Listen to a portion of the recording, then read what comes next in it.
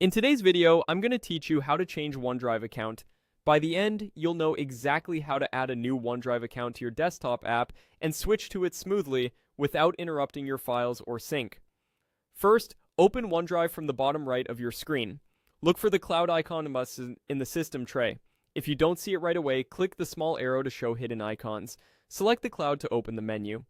If you're on a different layout or operating system, just find the OneDrive cloud in your menu area and open its menu the same way. Next, click the gear icon to open the OneDrive menu, then choose Settings. You may see a small menu first, and then a larger Settings window. If you're prompted again inside that window, click Settings there too so you land on the main Settings panel. This ensures you're in the right place to manage your account. Now, switch to the Account section. In this tab, you'll see details for the account that's currently signed in, along with controls to manage storage and connections.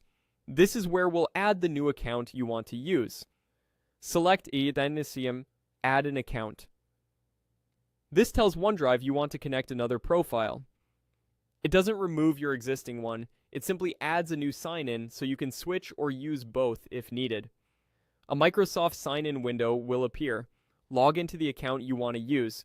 Enter the email address for your OneDrive, personal or work or school, then continue with your password. If your organization uses additional verification, be ready to approve the sign-in with your authentication method.